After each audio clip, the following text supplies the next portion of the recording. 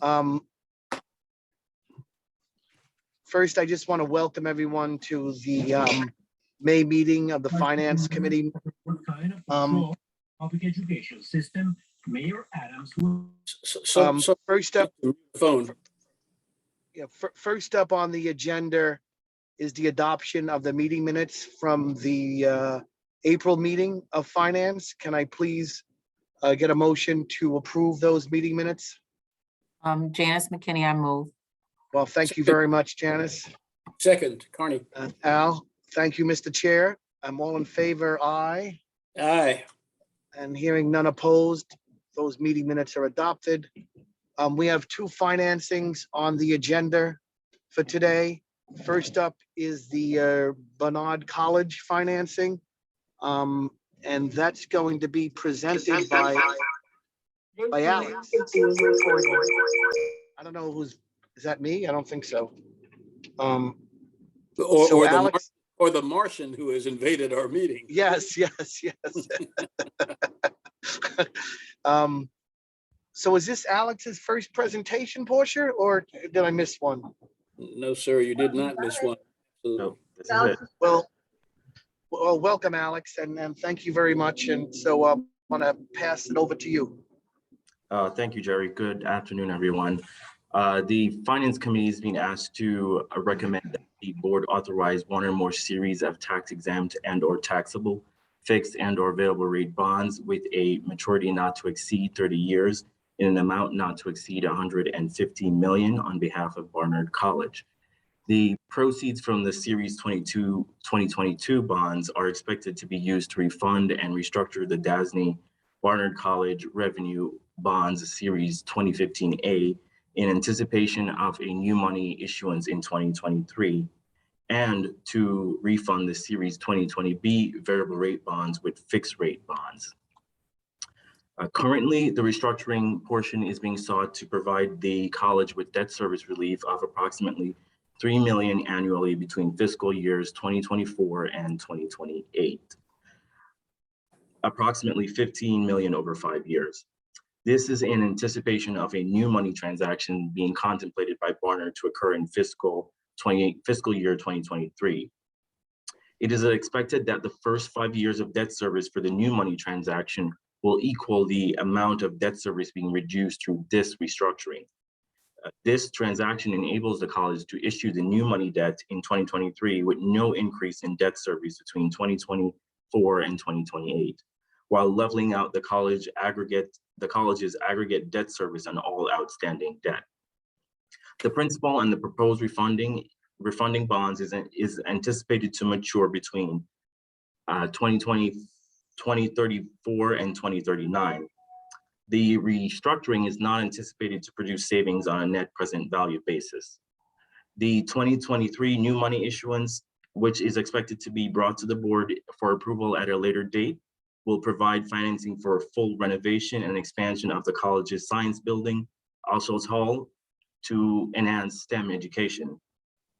While proceeds from the DASNY's 2020 issuance provided funding for design and upfront enabling work, proceeds from the 2023 issuance are expected to finance the expansion of Alshos Hall, increasing the size of the facility from 118,000 square feet to 175,000 square feet, and providing additional space for new and existing science programs. The new facility will be named the Roy and Diana Vagelos Center, following a receipt of a $55 million donation, more than doubling the size of the largest donation in the college's history. The college intends to reduce its variable rate exposure by refunding the 2020B bonds with publicly offered fixed rate bonds. In terms of security, it is expected that the loan agreement will be a general obligation of the college, and no security interest in any revenues or assets of the college will be granted by the college to DASNY under the loan agreement. And just some highlights of the credit. Applications have increased by approximately 35% over the last 5 years, from just over 7,700 applicants in the fall of 2017 to over 10,000 in the fall of 2021. Of this number, the college accepted approximately 1,200 applicants, or 11.5%. Total FTE enrollment for fall 2021 was just over 3,000 students.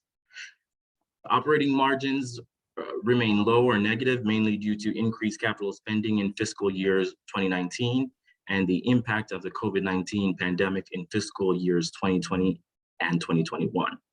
The college increased capital spending beginning in fiscal year 2019 to enhance its program offerings by investing in technology and the renovation / modernization of some of its facilities. In response to the COVID-19 pandemic, the college transitioned from in-person instructions to fully remote beginning in spring 2020 and returned to in-person / hybrid instruction in fall 2021.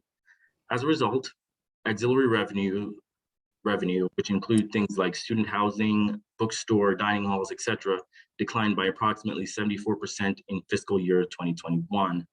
The college's financial resources have grown over 5 years.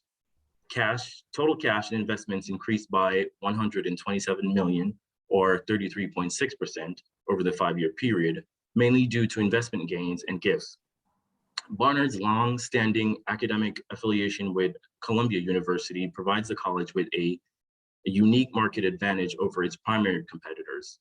Although the college is fully independent from Columbia University, Barnard students can cross-enroll in Columbia classes, use Columbia's facilities, and participate in the athletic consortium between the schools.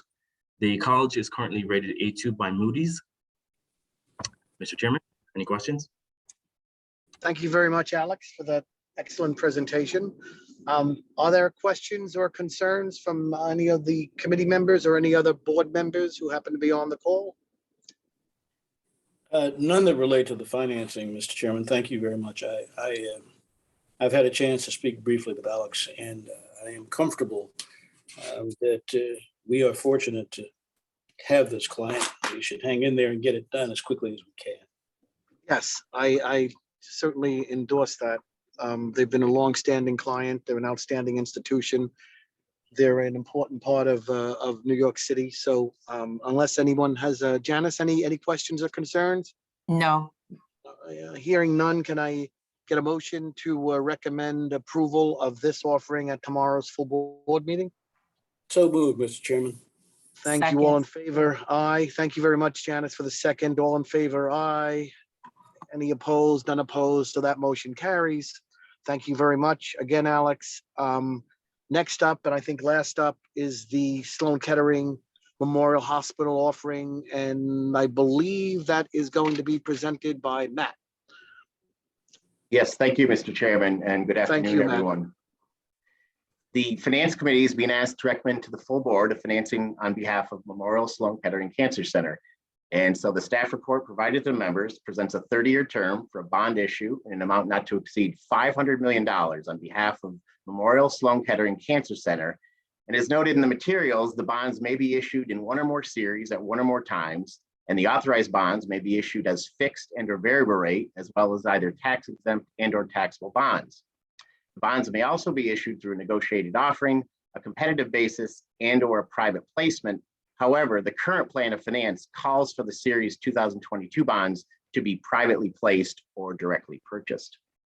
The projects that you're considering include the purchase of all or a portion of 2 office buildings in Manhattan to be used for academic and corporate office space, the purchase of residential units to be used for employee housing on Roosevelt Island in Manhattan, the funding of renovations, improvements, and equipment purchases at the Memorial Hospital for Cancer and Allied Diseases in Manhattan, and the funding of clinical improvements, including equipment purchases at its various ambulatory care facilities in Manhattan. And I did want to note that these are the projects or sub-projects that they have identified that they desire to spend the $500 million on.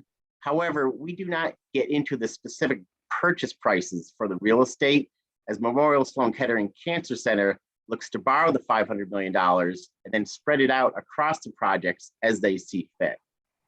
The security features of this transaction will include a general obligation of the Center Corporation, guarantees from Sloan Kettering Institute for Cancer Research and SKI Realty Inc., and the expected ratings are AA- from S&P and AA from Fitch. For the most recent year ended December 31st, 2021, clinical volumes have increased compared to the same period in 2020 as patient activity started to recover from the COVID-19 outbreak. For 2021, the hospital reported increases in outpatient visits, increases in surgical cases, as well as admissions. And regarding Memorial Sloan Kettering Cancer Center, this is a multi-billion-dollar corporation with over $14.9 billion in total assets, approximately $5.1 billion in total liabilities, and over $9.8 billion in total net assets. And in 2021, total contributions raised through fundraising efforts were over $576 million. Mr. Chairman. Thank you, Matt. I don't know if it was me, but you were coming in and out a little bit. Oh, I apologize for that. Do you know what It- section would you It like was me to you, go? Chair. It was you. No, I listen, it's okay with me. I read the full report, unless any of the other members. I heard everything. Matt, for the record, would you talk a little bit about the MSK's decision to buy real estate on Roosevelt Island, 104 residential units and one or more buildings over there? Seemed a bit unusual. I'm not objecting to it at all.